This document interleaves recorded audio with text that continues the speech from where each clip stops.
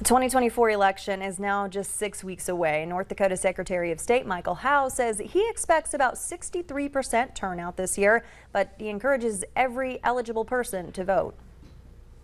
If you're an eligible voter and you're deciding whether or not to vote, you're giving up your decision to someone else in the state of North Dakota, doubling almost their ability, and they're speaking for you. If you're an eligible voter in North Dakota, you have a choice. You have a decision to make.